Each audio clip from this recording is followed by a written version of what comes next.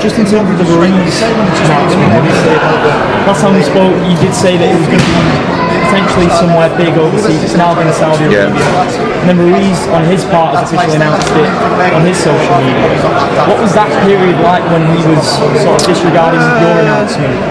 Frustrating, because we talked to his team in the build-up and the decision-making process, and one of the reasons we went to Saudi is because he didn't want it in England.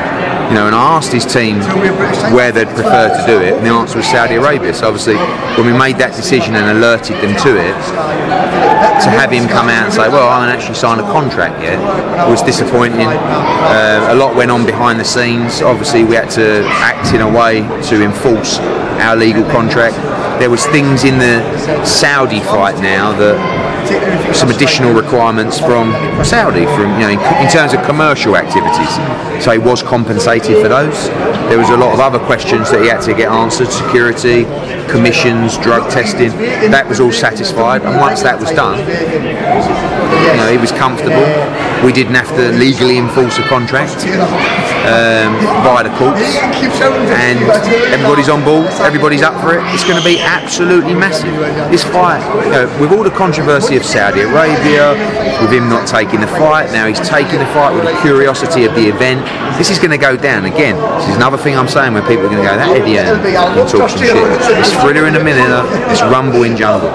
That's what this event's going to be like. This is what it's going to go down in history as. It's going to be crazy. Press conferences next week, and it'll be announced tomorrow, all the dates. Saudi Arabia, New York and London. Callum Smith as well. Does he fight before the end of this year? Yeah, no, he'll definitely fight before the end of this year. I saw some comments from Joe Gallagher earlier saying, oh, he's had some other offers. Joe's Joe. I think the frustrating thing with Callum is he is the best super middleweight in the world right now on paper. He's number one. The World Boxing Super Series was good and bad for him. Bad because his profile didn't come out of it the way that you'd hope it did, but good because he made a lot of money and he came out as world champion. So we want to force those big fights with Canelo and Triple G, but we've got to give him that profile to get those fights, and you do that by fighting and actually following a plan and a profile. But he's also at a stage in his career where he's saying, well, why am I building my profile when I'm number one? And the answer is to make those double-digit million fights. One of the reasons I signed Billy Joe was to make the Callum Smith fight. So that's an obvious fight for next spring. Triple G we're now working with. That's a fight. Demetrius Andre will come up. Danny Jacobs. All these fights are there for Callum Smith. The only problem is the next one, because it'll be a treading water fight, but it won't be a mega fight in October or November. But we've got to have that fight, and I want to do Anfield next spring, summer. And Crawler as well. Talk about him having maybe. I think with Ant, everything's down to him. He don't really want to go out like that after the Lomachenko fight, but it all depends how he's feeling, how he's looking, and what he wants out of his life. If he wants to have one more at Manchester Arena, what a send-off it would be. I'd love to promote that for him. He's had a brilliant career. I think where he's come from after the Kieran Farrell fight, which was like a fight for his career for the English title. He boxed Darlis Perez once, twice, winning a world title. Barroso was an incredible night. Boxed Jorge Linares twice. Boxed Ricky Burns. Boxed John Murray, and boxed Vasily Lomachenko. So he's made a huge amount of money, and he's got a legacy, and I'm very, very happy for that. If he walks away now, I'll shake his hand and I wish him all the best for his future.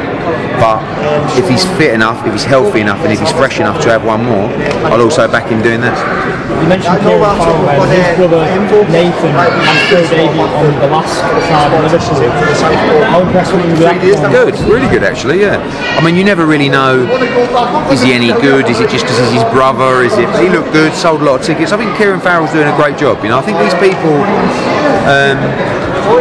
they have so much passion for the sport and they're working so hard. It's all about me working hard. These guys are working equally as hard as well. Kieran Farrell's really, does a good job for fighters. He's managing fighters. He understands the sport as well. He's good to work with. So I wish him and his brother all the best. And finally, if we stand here this time next year, there's one fight that you'd like to have booked and had done by then. What would it be? Put me on the spot here.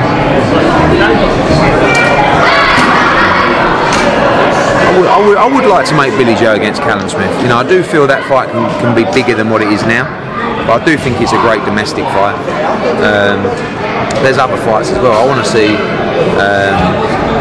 Golovkin fight Canelo. I want to see Demetrius Andrade fight Canelo. I want to see Billy Joe fight Demetrius Andrade. So I want to see Calify unify against Estrada, which hopefully that will be next as well. I want to see Anthony Joshua beat Ruiz and fight Deontay Wilder. You know, the list goes on. Awesome. All right, mate. Cheers, mate.